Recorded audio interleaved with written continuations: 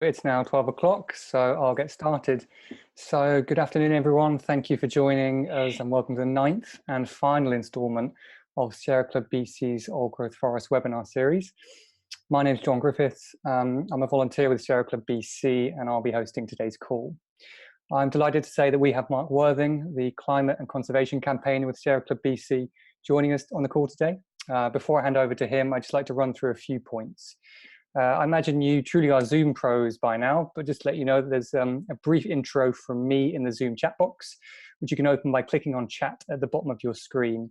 And this is a place, of course, to write any questions that come to mind during today's call.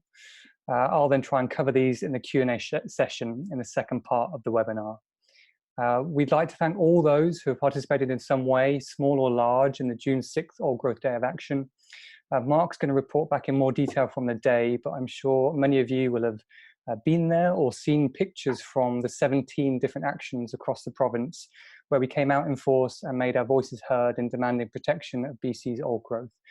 Social media and news media exposure was great, and there was also good political engagement, for example, with MLA Doug Routley in Nanaimo. So thanks for all of you for being involved and your role in raising awareness of the plight of BC's forests. In other news, Sierra Club BC has put out a press release today calling on the BC government to declare a forest and climate emergency and take immediate action to protect and restore forests to reduce the growing risk of cascading climate impacts. We are in an emergency, and we need to facilitate us, those around us, and our government to start acting as though this is the case. And there's some information in the press release that I really recommend checking out. There's some good stuff in there, and the link for this can be found in the chat box as well. So that's all the intro points from me. I'd now like to introduce our guest speaker for this week. So Mark Worthing is the Climate and Conservation Campaigner with Sierra Club BC, as well as an activist, founding member of Tanker Free BC, conservation enthusiast, community builder, and small business entrepreneur. Mark, I believe you've been in the forests and clear cuts during the past month, and we're excited to hear from you about this, the Old Growth Day of Action, and a few other things. So without further ado, I'll hand over to you. Thanks, Mark. Thanks, John. John's joining us from Scotland, so thank you for sort of doing this work from afar and staying plugged into what is very much a global problem and also a global solution. So it's nice to use technology to bring ourselves together in this way. I appreciate that. So yeah, my name is Mark. I spend a lot of time working in a number of different territories and First Nations land bases and water. In many of those places, I'm a welcome guest, and in many of those places, I haven't been welcomed yet, and I hope to get there soon.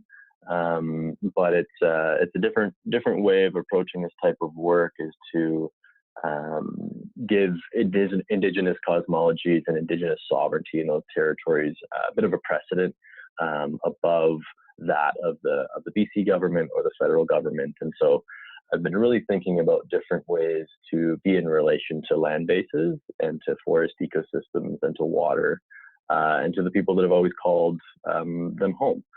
And so it's in this way that I've come to try and shift the tone and the tenor of the style of work that I do as a non-Indigenous person, especially in the beautiful forest. I have a little bit of a background doing some work, some kind of field work in salmon restoration, in grizzly bear research, in orca research. I fancy myself a naturalist, and so I really enjoy expanding my knowledge of ecosystem and species. And so I try and keep all my eyes open when I'm walking through the woods and through watersheds. And it's this background in doing field work and getting my body and my knowledge and my experience out into the forest and out into where a lot of the incursions of extractive resource economies are taking place at that interface. And so it's that experience with working with salmon, bears, and whales that have sort of brought me to want to bring a larger component of fieldwork into the mosaic of work that Sierra Club BC has in the forest. And so I'll just start popping up some different images here for you guys to kind of follow along with. Maybe I'll start with this.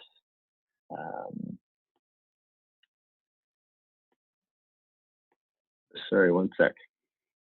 Screen share, there it is.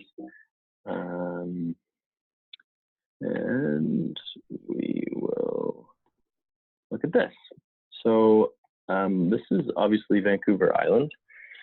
And we do a lot of work in a lot of different places, but the context of our recent forest work is here on the island on the south coast. And that's been in the recent year where we've looked to focus for a little while in building out a little bit of a fieldwork component to the rest of our policy development, our advocacy, our mapping, our community mobilization work. But essentially in 2003, 2004 kind of window, a number of, can everyone see my screen all right? Yeah, we can. Yeah, perfectly clear. Okay, cool. So yeah, in the early 2000s, the Forest Service and the Forest Practices Code were categorically gutted. And the number of staff and people working in the public sector drastically reduced. People that were out in the woods doing work in the public interest. And a lot of that energy and that work was outsourced to the private sector, through management regimes like Professional Reliance and the Forest Practice, or FERPA, the Forest Range and Practices Act, that set up the different types of objectives in land use plans like the Vancouver Island Land Use Plan or VLAP. And I really think of that as the recent diagnostic of where a lot started going wrong, at least in the last couple decades, with forest management and access to the forest, and this growing entitlement of logging corporations thinking that they owned the forest. Was really in the early 2000s when a wave of deregulation came through. And in that time, a lot of the eyes that were out in the forest on the ground, the boots on the ground, were gone. And so in recent years, there hasn't been a lot of people other than industry doing work in the forest. And so this was one of the reasons that I was compelled to try and do the opposite of that, get people back in the forest, whether they're, professional biologists or foresters or traditional knowledge holders or archaeologists or whomever, just that forest, but switch it up so that they're not working for logging corporations that are seeking to extract resources, but instead seeking to protect. And so that's what we've been doing. And so the better part of the last month of May, I've been living out of a truck and moving through mostly Kwakwaka'wakw territories in the North Island, but Nuchalmous and Kwakwaka'wakw. So if I could sort of cast your attention to this area here. So this is some of the mapping that Sierra Club does. You can kind of see the differences between some of these land use areas that are outlined in green or orange or yellow. And that's basically just a qualitative analysis of, 10% to 20% old growth remaining, or 60 to 70% remaining in that green to yellow gradient.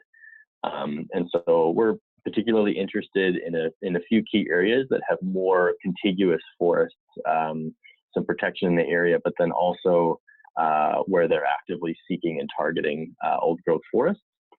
And one of those areas is in Montaguela and Tlawitzi's territory.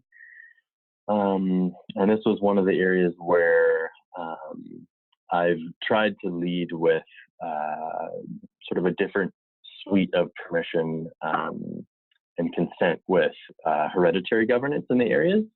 And so it's with permission that we have moved through some of these watersheds, and in this way, I would be what Kwakwaka'wakw people call mamatla, which just means white. I think white person or white or kind of guest, associated with being a guest. And so I've been working in Kwakwaka'wakw territory as a mamatla with permission of a few of the hereditaries there. So you can see in this, this is the NACA landscape unit, and we've got of old growth remaining 4,481 hectares, I believe this is. Yeah, in total 11,000 in this landscape unit. And we would say good to medium quality in terms of like productivity, gross mass, biodiversity, et cetera, ecosystem integrity is standing somewhere around 53%, which unfortunately for Vancouver Island is quite high. So over here, where my cursor is, you can see there's a number of cut blocks in here. This is a valley called Tcm Creek. And then adjacent to this over here is NACA Creek. Keep going, there's another creek called Tcm or Tcm. And then there's Adam and Eve River here. Kwakwala name is Haladi is the name for this. And this is Western Forest Products logging area, Lemaire Lake logging, and BC Timber Sales. Specifically, BC Timber Sales has quite large holdings in this area, and so it's them that are auctioning off blocks, and then different companies are bidding on those auctions. So first, I'll just take you to some of the photos from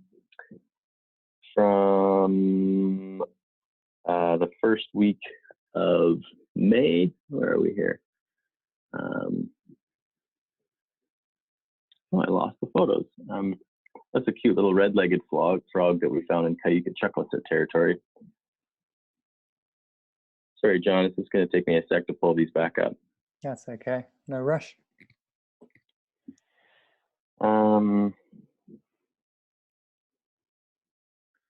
Part of the work that was really important to us was obviously getting back on the land to see for ourselves, because a lot of the time what we find is that government either won't share or doesn't know a lot of the fine-grained details about the metrics of what's actually happening in the forest, how much old growth is left, what's their line, at what point do they say enough is enough.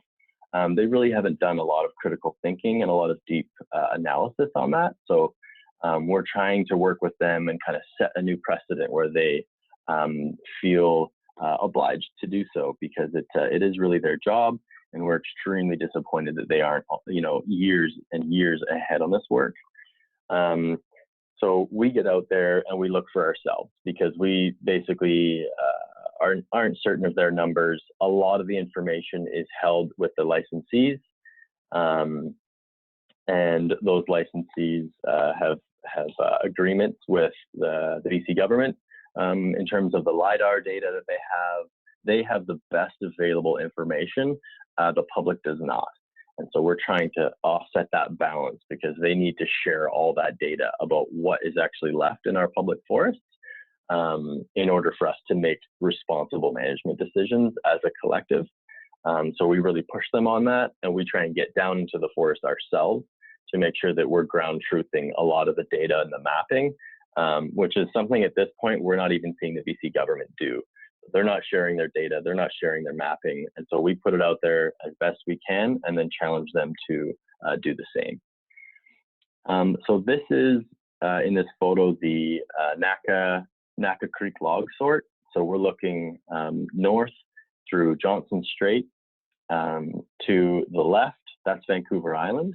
And to the right is, that's West Craycroft Island, also known as the Great Bear Rainforest. Both Monongahela and Tla'awitsi's territory here. We see in the very center of the screen, there's a tiny little island on the horizon line there. That's Alert Bay. And if you look to the left on the Vancouver Island side, you see a little point. Well, you see two points where you can see trees and beaches. And that first point is the NACA point. And then that second one that's Schmidt Creek. And so that's the outflow of the Schmidt Creek drainage right there. And just on the other side of that is the Robson Bight Ecological Reserve. So basically everything from that second point all the way to the farthest horizon line on the left, that's the Robson Bight Ecological Reserve, and the Silica Provincial Park is left on the left there. And so this is the zone, one of the zones that we've spent quite a bit of time doing field work in this month. And so the rubbing beaches that are often referred to, people here talking about, that's them right there on the left. And so all of these drainages that have just had years and years of siltification and deposits, either by way of major rainfall events and big floods, or just really slowly, erosion cumulatively over time, sort of, dusting that area with sediment over time, and then the ebb and the flow of the tide obviously moves that sediment around a little bit. It's one of the variables we're very concerned about in terms of the shifts and the changes in the beaches, and then the shifts and the changes in the behaviors of the orchids. So I'll just kind of keep scrolling through photographs. These are photos from a friend of mine, Louis Bachner. He's a really great photographer. This photograph is in Schmidt Creek in that same area. So directly behind me in this photograph is the Silica Provincial Park. They're literally logging right up to the park boundaries. Here we are back on the beach. This is a different location. Essentially, if you look directly through, you'll see a couple of cut blocks up there. That's called Thursday Creek, and over that hill is Schmidt. But to my left here in this photograph is the Silica Provincial Park. So this is the upper Silica drainage. The valleys you see below you all drain out into the Silica, and they are logging this area with a vengeance. It's really important that we get out into the forest to see for ourselves the reality of what both legal logging and the potentially illegal practices that are taking place in the forest. Most of it is legal, but we find that by being there and taking responsibility to bear witness, even though a lot of these communities are dependent on logging, and we've created this monogamous relationship with a resource and haven't diversified our economies quite enough to drop it quite yet. And this is the anxiety that comes out of a lot of the forest sector, but then a lot of forestry dependent communities, is that they might see their communities go belly up. And I just want to pause for a moment and mention that we levy some pretty strong criticisms of fossil fuel expansion sectors and old growth logging and unsustainable agriculture and so on and so forth. Even though I'm complicit in participating either directly or indirectly in this type of violence against the land, I benefit from old growth logging. I benefit from fossil fuel expansion projects, right? I still pump gas. I still use these, but it's no reason to not provide the criticism, to not take responsibility for the ills of both of those sectors. And right now, in a climate crisis, the very last thing we should be doing is expanding fossil fuels and then logging one of our greatest solutions to the climate crisis, which is the forest, especially ancient, contiguous, intact, high conservation value rainforest like we have here. And so while we're very critical of these practices, I don't want to see anyone run out of work.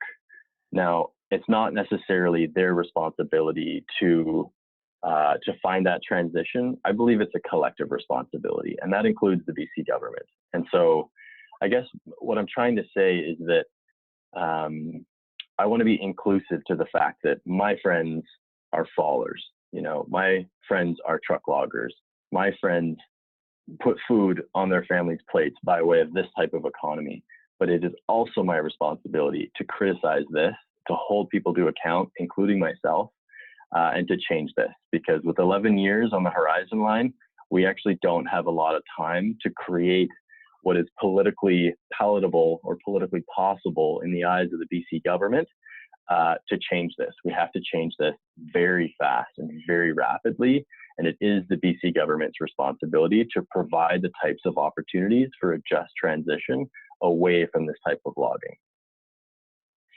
So, John, let me know if you want me to kind of switch gears or emphasize anything or dial anything back or whatever, but I'll just keep rolling for now. Yeah, so this is great. Okay. So this is a picture here of me in Thursday Creek. I pointed out in that one photo where we were in the upper Silica looking across at a couple of, well, they're large, but they look small from far away. So this is a clear cut in the Silica drainage, upper Silica, maybe 500 meters from the park boundary. And it took us a long time to get this tree straight and figure out what we were looking at here. But this is actually a hemlock tree. With, at first glance, you look at a tree that scale and you're like, wow, look at that Douglas fir-lock cedar spruce. What is this? And then, you take a moment and look a little closer. But this is a 500-year-old hemlock tree. And I just found that interesting because a lot of the time the really big grand trees that we think of are the cedars and the spruce and the fir, but there are a lot of really fascinating large hemlock stands left throughout some of these drainages, and I think they probably need a little more work to research and understand just what's going on with the ecosystem function there. And so when we sort of get into a block or an area where there's active logging, this is often posted here. So we're in BC Timber Sales region or area that they operate. This is a BC government sort of a bit like a crown corporation or kind of like an operation that the funds go into public coffers. And so BC Timber Sales will, plan and lay out a block, plan out these roads, so on and so forth, and then put that whole contract up for bid. And then companies will bid on it, and the highest bidder takes all. And so in a location like this, we can see on this sign here, it's a BC Timber Sales area. It was the prime contractors overseas, Canadian overseas. Who's that? Ken Head Frequency, Brian Howich. I don't know who Brian is. We could have maybe phoned him. And then some of the specs and details about the block. So this is kind of what you come upon and you're like, okay, we see who this licensee or this operator would be for the area. And then we do a review of the various practices there. So some more hemlock being felled. Just kind of roll through a few photos. This is what the BC government does in ancient rainforests in the upper Silica. And I don't know why foresters don't like calling it clear cuts anymore. I think they just don't like the word. It has a negative connotation, but this is clear cut logging. Maybe it's a little bit more variable retention style, but it's clear cut logging. I mean, look at this, right? Like it's just, in a lot of these spaces, it's like a bomb went off. This was a very active site. There was a blasting zone up on the hill there on the far side where I'm pointing in this photograph. They do leave some monumental cedars, is what they call them, or legacy trees sometimes in the landscape. That's a good practice. It's a little bit, it's a little bit rich at times because while this tree, will survive and was left, it's pretty heartbreaking to see the hundreds of other ones that they take. And so you're like, it's a bit symbolic and rich to leave one stick here and there and then just categorically decimate an entire hillside on the other.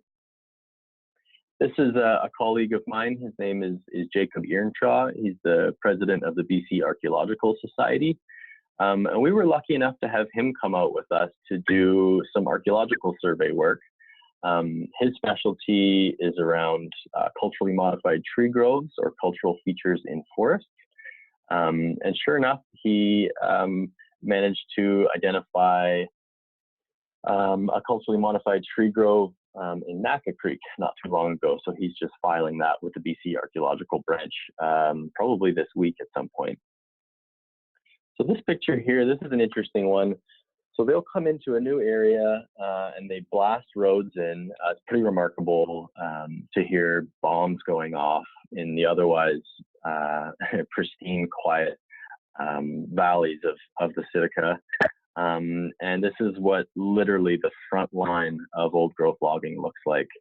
They'll drill boreholes down into the stone, pack it with amix. It's kind of this, like, I'm not sure what it's made of, but it's this composite that pulverizes the stone to make crush and gravel, so that they can then lay some hemlocks or some punky wood that they don't see value in. And then they have excavators and machinery that will put the crush across the laid down logs and make the road. And that's how they build logging roads. So they're the first point of contact or incursion into the forest is by way of this. They blast the roads directly in and then log surrounding areas. And it's also in this way that when we're prospecting and looking at proposed cut blocks, we find the locations where road center line tape is flagged into proposed or planned blocks, and we follow that center road line along until we find falling boundary and the streams and get a sense of that forest stand. So this work is a partnership that we have with the Wilderness Committee. We work, I think that's Torrance Cost there. We're camping out, it's kind of a late night there. And other groups. We partner with lots of different groups, companies, operators, First Nations. We work with a myriad of different people. And we have kind of developed this approach in the last couple of years of just getting out into these spaces and seeing for ourselves and doing the reconnaissance and doing the analysis directly. So, we're taking clinometers and, finding the tree height size and trying to dust off my grade 11 Pythagoras math and figure out what a slope angle might be at, and just take our own readings, because the sector has been so heavily privatized that it's really hard to get good raw data directly from the field. And we've just decided to take it upon ourselves to find that out directly. Here's an old growth cedar standing quite close to Naka Creek. There's a culturally modified tree grove behind it, and then this clear cut directly in front here. We'll probably be going back to locations like this and doing a more fulsome analysis on how many culturally modified trees have been logged already. There's quite a few First Nations hereditaries that are, I guess, angry, to put it diplomatically, about logging companies taking out ancient cultural, some maybe with a site alteration permit, but sometimes not. This is a culturally modified tree in this photo here. This would have been a bark harvest that likely predates 1860, so pre-Canada. And some nations are using this as proof of title for getting their title back from the Crown, and showing that they had full management practices on the land base that are still living, breathing, and existing today in these cultural landscapes. So here we are in one right here, looking at an entire grove that Jacob Earnshaw is doing the analysis on. How am I doing for time, John? Yeah, we're doing pretty well. We've got another 5, maybe slightly longer if you need. Okay. Let me think here. Here's an interesting picture. So you can see in this photograph, that's Torrance there in front of me. Hi, Torrance. This is a really good example of mismanagement of a valley. So this is Tcm Creek, also in that same area, Montaguela First Nations territory. And you can see this entire valley bottom, with the exception of that one square, has been completely logged out. And so, there's that road across the valley there. And then a line, you can see that ribbon that runs parallel to the road along the top of that, or the middle of that slope. And that runs the entire length of the valley. And then it's the same thing on the other side where we're standing taking this photograph from. And they've literally logged every single section except for that one little square there of valley bottom in this entire valley. And if that wasn't enough, it's pretty unfortunate to know that one square right there is a BC Timber Sales proposed cut block going up for auction in 2020. And so they are literally planning on logging every single stick of valley bottom old growth out of this valley without question. And so we decided we should probably go take a look. And oh geez, these are Schmidt Creek photos. So this is the recent logging in Schmidt Creek, which was pretty tough to see. We're looking out to the ocean here. I'm sorry, I'm just going to rip through these so I can show you that TCM cut block in that valley, and just kind of stay with that line of example. So here, this is that cut block. So that little square I showed you is forest like this. This is actually one tree that Galen and I are standing inside of. It's connected at the bottom, and I think this is yellow cedar. Very, very coveted wood, very expensive wood. So they'll get a lot of profit out of falling trees like this. Well, there's Torrance and Galen and I. But this is essentially the solution to the climate crisis right here. Valley bottom, high conservation value forests. These trees hold heaps of carbon. These trees hold the soil on the ground that also hold carbon, that also hold water, that also cool the actual surface of the earth there. You feel that when you walk from a cut block into a forest, temperature drops 10 degrees, like literally, right? This isn't concept work. It is literally keeping this planet cool. You can see on the right here, this pink flagging, that's BC Timber Sales road line tape. And right at the bottom of this tree, or the two cedars there, the other day I found a sway blade orchid, really lovely little orchid, tiny little flowers, and just countless different species. Beautiful, beautiful plant compilation. The flora in this cut block was unreal. And they're gonna blast it, right? That photograph of blasted rock there, I was explaining the road building process.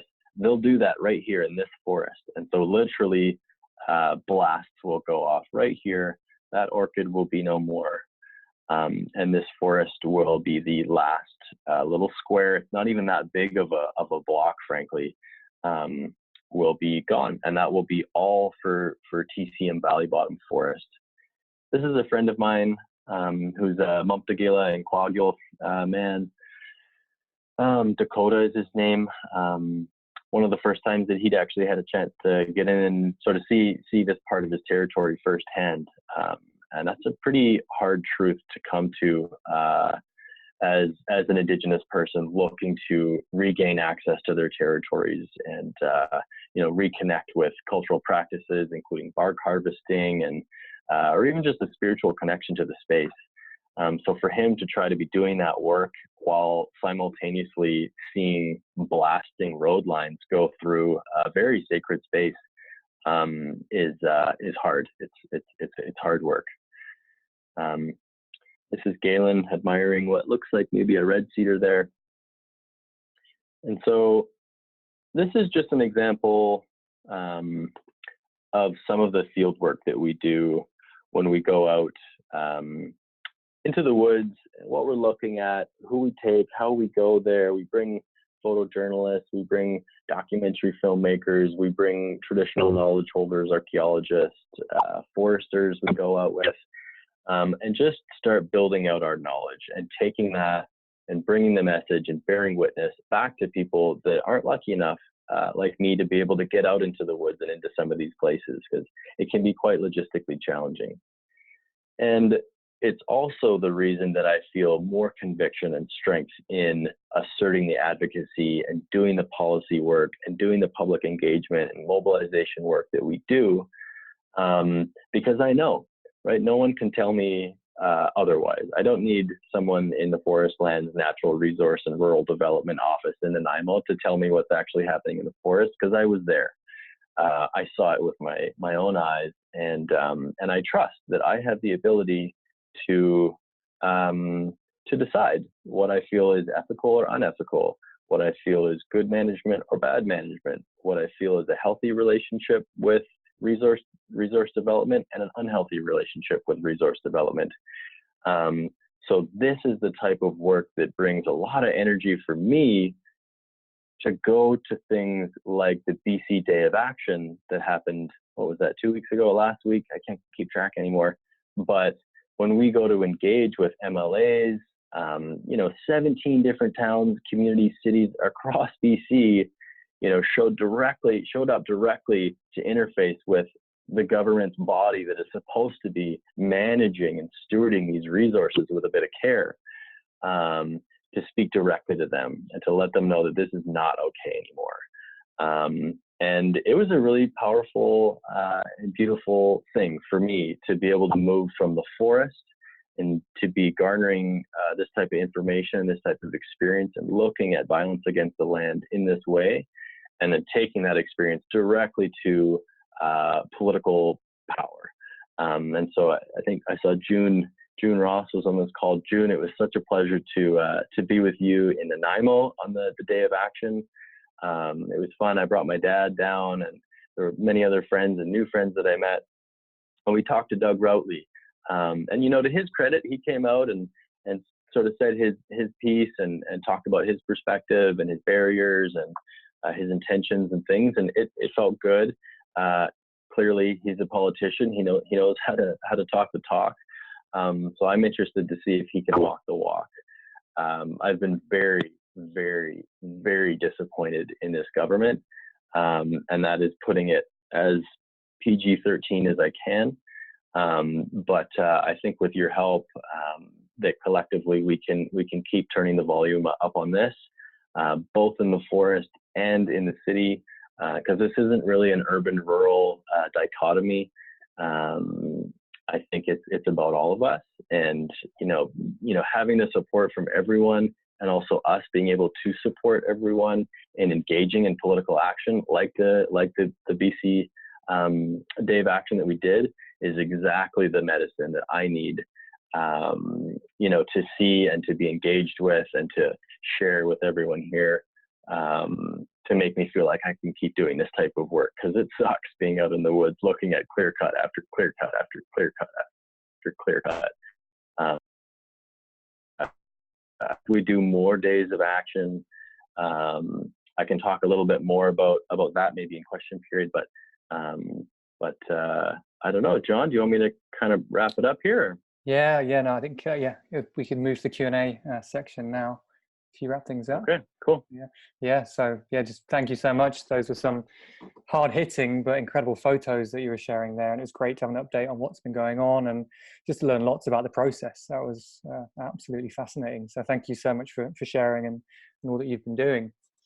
We've got a few questions in the chat box, so I'll just pick one from Monica Hoffer to kick things off. How can we be allies in aiding First Nations to re-enter their traditional territories and get involved in actions to attempt protection? And also, do we ever bring MLAs or other politicians into these areas to bear witness? Yeah, great question. Hi, Monica.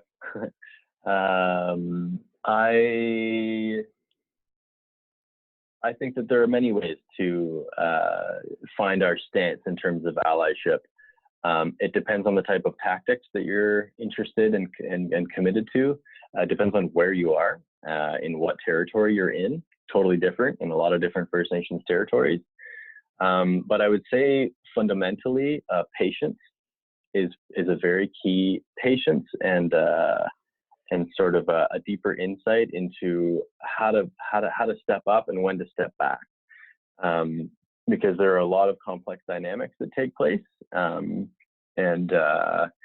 I think a gift that I'm learning to share and to learn how to navigate is around that patience, which is so hard in the face of urgency of these ecosystems. But I find that if I slow myself down a little bit and I try and listen a little bit better and show up in community where I'm visible and we can build trust, that with that trust, then usually it's not even that complicated. It's just obvious. You know, all of a sudden you'll find yourself doing good work with your friends, because the friends are the people that are from that community, and they are drawing you into that work in some way. So I would just say patience and be open to make new friendships, and really, you know, think about your own positionality and your own privileges that we have, at least for me and for Mamatla and other people that are guests on these territories, because that can be complicated, and I think it takes a lot of patience with yourself and with working with a lot of different First Nations communities. To the MLA question, I'd be happy to. I think it's rare to find an MLA that has the leadership skills to take up that offer. But I mean, I'd put it out there right now. Any MLA phoned me, I would jump in the truck and take them anywhere they want to go, without question. But I think there's a lot of scared politicians out there right now that are very calculated in the way that they do work, and some are doing good work for sure. Others are still learning to take a stronger leadership role, and I'm still learning to have patience with them, which I don't. I'm very impatient with this, in particular with the BC government. And so, you know, if you're talking to your MLAs, tell them to phone me. I'm easy to get a hold of. And I would love to take MLAs or anybody in the government out to any of the forests that we go to. Take, for example, this is a red-legged frog. This is a frog here, a SARA listed threatened species. I found this frog on a BC timber sales road line in a proposed cut block going up for auction next year. And if George Heyman could actually get a Species Protection Act in BC made, ironically, then the BC Act could stop the BCTS from logging this species habitat. And so, you know, I don't see how Doug Donaldson could stand there with this frog on a road blasting line and not see that as a paradox and want to, you know, employ better policies. But I haven't got that phone call yet, so. Thanks, Mark. And a question here from June Ross. Do you know if there's a map anywhere that shows Vancouver Island Crown land and private managed forest land? Do we have that map? Yes. Well, I mean, yes. There's I can show you. It runs. All right. Can people still see my screen here? Yeah. Yeah, we can. So it basically runs, oops, if you can see that kind of diagonal line in Strathcona Park boundary there, it says Vancouver Island, that line runs straight down through Fort Albernies, I don't know where it crosses over there, and then straight down through sort of the Lake Cowichan drainage, and then across to Souk, or maybe a little bit further southeast of Souk. But at any rate, there's lots of lines. Obviously, the data pixelation for private forest lands is harder to get access to because it's private. But then, ironically, because of the deregulation of the public forest sector on Crown land, it's also hard to get data for public Crown land as well. So a bit of a mixed bag there, but yeah, June, I can try and get you some maps there, sort of showing that distinction. Thanks. We'll maybe make a note of that.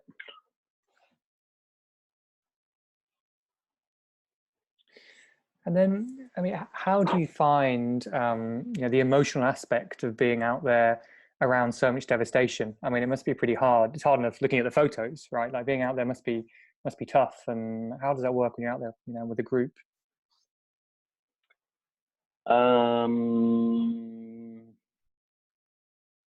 Well, I have years and years of training as a masculine or male-bodied person to take those emotions and bury them down and ignore them, and try not to let that get translated into anger.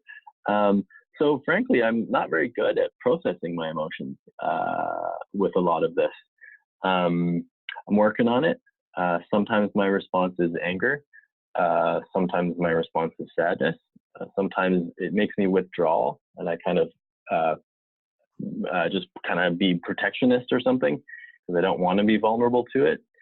But I've been thinking lately, there's an interesting reality and an unfortunate legal precedent, which is that so much of this logging is legal, and yet it's so bad. So, it's the bottom of the bucket just to be doing legal logging. Like it's not that impressive. Right. I think all of the photos that you saw there have been totally legal. That's just business as usual. There's nothing out of the ordinary about the photographs that I've been showing you, which is a problem.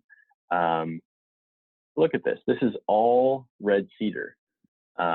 This is old growth red cedar at the Naka Creek log site getting dumped in, and that'll be gone. That was a forest once. And I think part of the work in bearing witness is learning how to resensitize ourselves to this and remember that just because something is legal doesn't mean that it's okay. It doesn't mean that it's ethical. This is not ethical. And that's part of my work that I'm doing. It's an interesting way to unpack logging companies. A lot of the time their PR will say things like, oh, we manage our forests to the highest environmental standards, and we have a sustainably managed forest. It's like, well, that's a myth. You cannot sustainably manage. You can't say you're sustainably managing old growth forests until in 500 years, if the logging industry is still in existence in the way that we understand it, and there are still 500-year-old trees on the landscape, only then can you call it sustainable, right?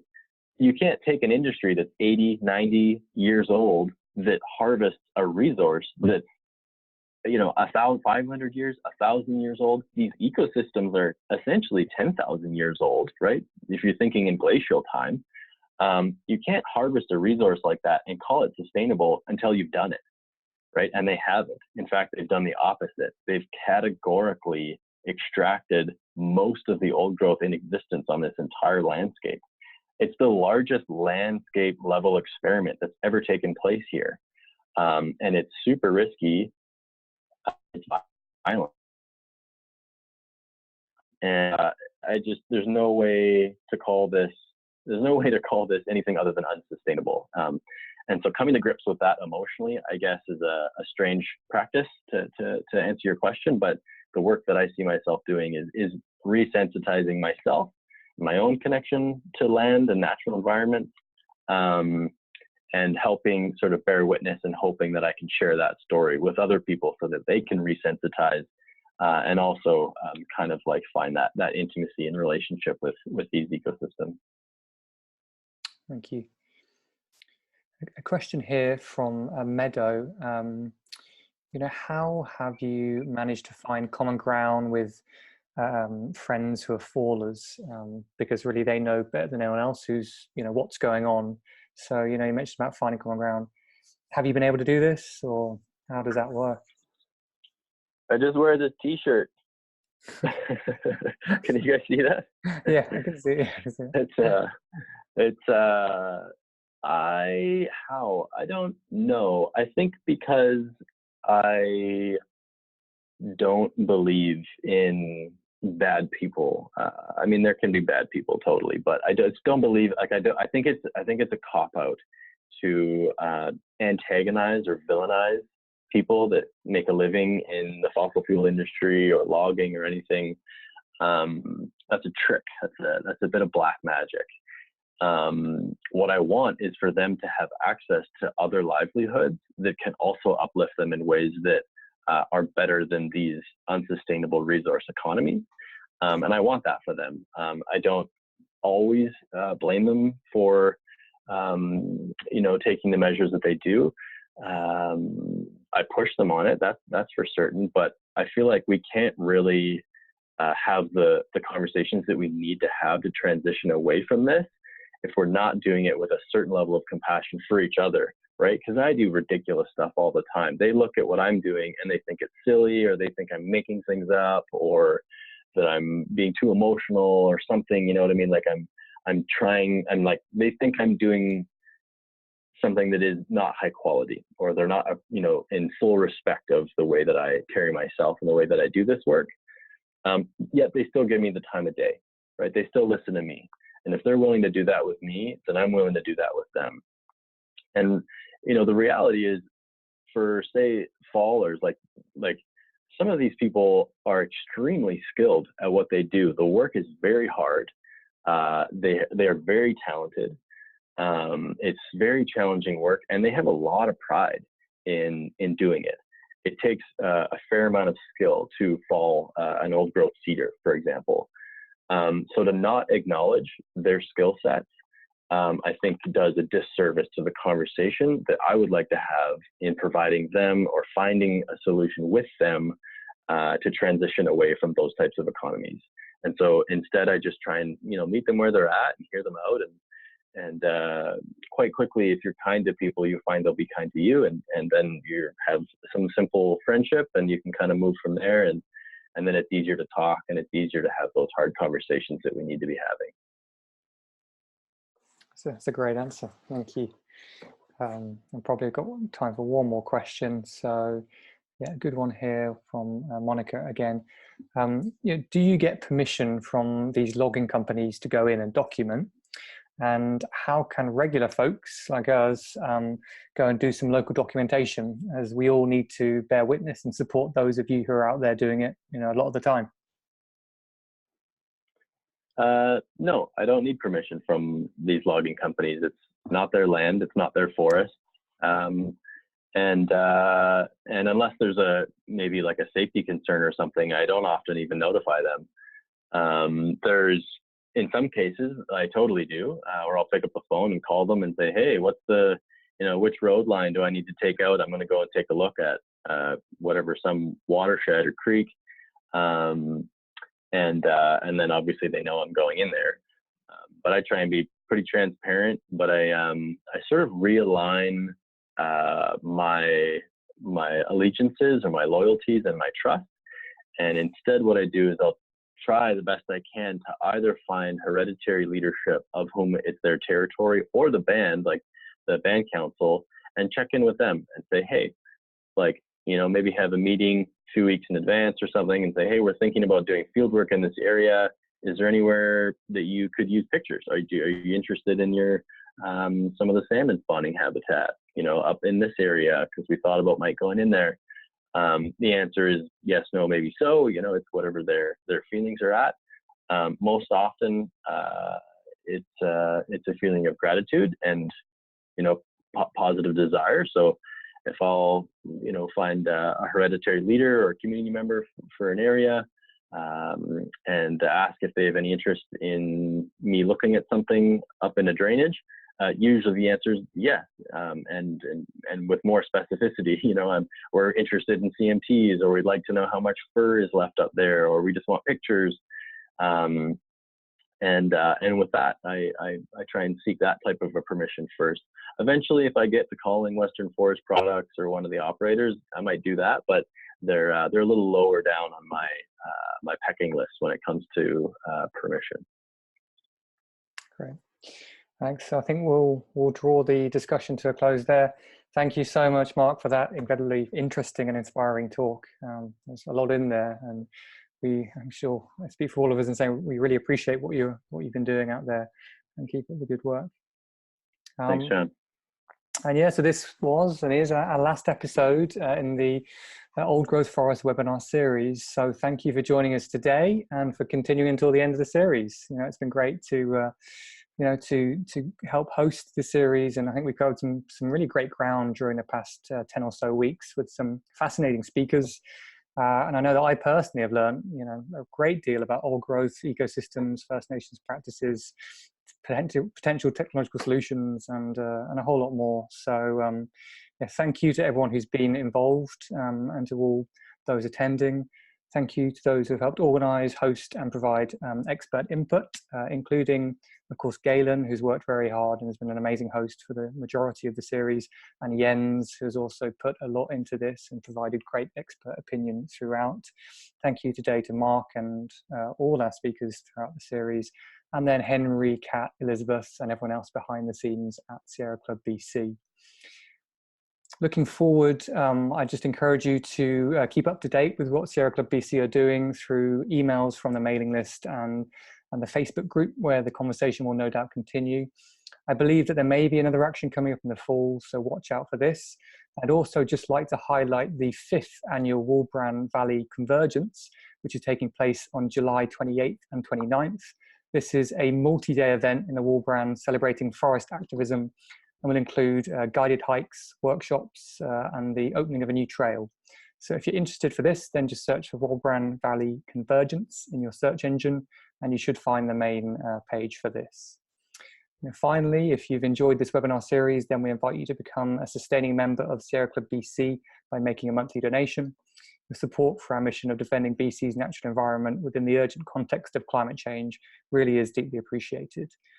We'd also appreciate any feedback you have on the webinar series, and the email to send this to is social@sierraclub.bc.ca. That's social@sierraclub.bc.ca.